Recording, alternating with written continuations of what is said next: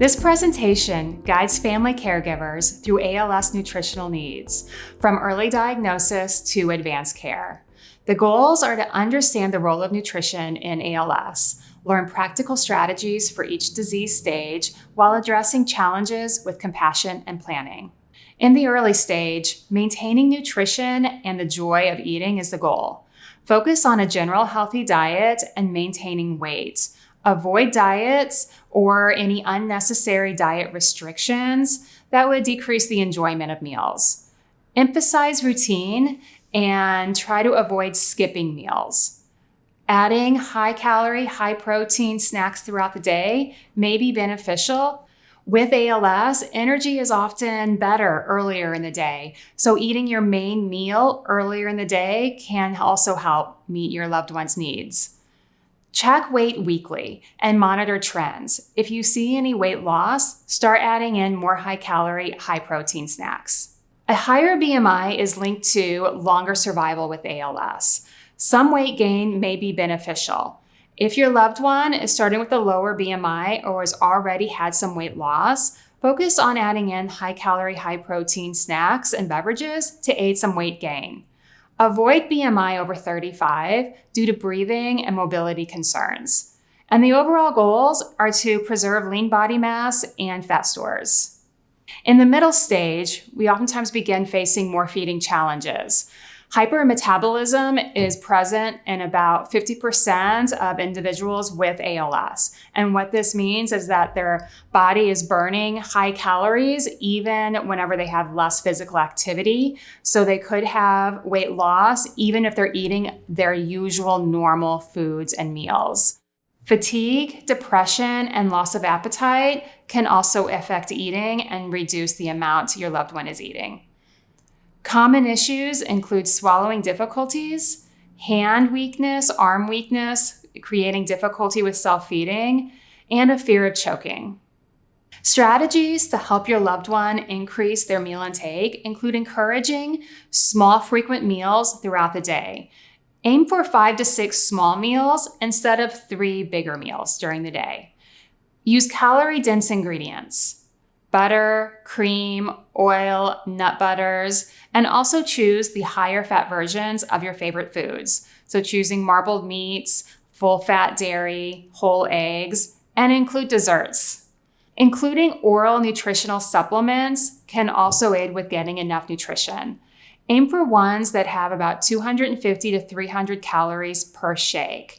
There are very high calorie options out there with over 500 calories per shake, but these can oftentimes lead to prolonged fullness and impact how much your loved one is having at a meal later on. These can be better as a meal replacement instead of supplements between meals. And always hydrate between meals with calorie-rich fluids. In the later stage, swallowing may become more risky and eating requires more time, thought, and effort. There can be difficulty with coordinating the breathing and swallowing, and your loved one may be at increased risk of aspiration. So aspiration is the inhalation of food or liquid into the lungs, and this can lead to the risk of pneumonia. Fatigue during meals may also reduce their meal intake.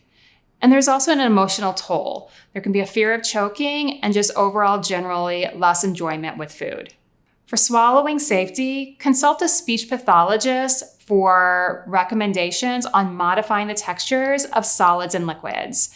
Your speech pathologist might recommend chopping up foods really finely or adding thickening powders or gels to liquids to thicken the liquids. Dry foods are oftentimes a little harder to swallow than moist foods, so moistening foods with gravies or sauces or butters or oils can help with swallowing and also add more calories. We want to eat food first at meals and have more of the liquids between meals. We don't want your loved one to get too full with liquids and not get the nutrition from the solid foods. So starting the meals with solid foods is ideal. And then always use the full fat, high calorie, high protein versions of all the foods that you're eating. Hydration is very important for those with ALS. Staying hydrated helps support energy and regular bowel movements. Dehydration can lead to fatigue and constipation. Drinking fluids throughout the day can help with maintaining good hydration. We're aiming for about 8 to 10 cups, 8-ounce cups of fluid every day. Also, use drinks and fluids that have calories in them, like juices or Gatorade. While water is very hydrating, it is 0 calories. So juice or Gatorade is going to give hydration as well as calories. One option for helping to meet the nutrition and hydration needs of your loved one with ALS is a feeding tube. A feeding tube is a flexible tube that's placed directly into the stomach. It's oftentimes called a PEG tube or a G tube. It's not only for the end of life, it can also improve the quality of life. A feeding tube can help reduce the risk of aspiration by bypassing the mouth completely.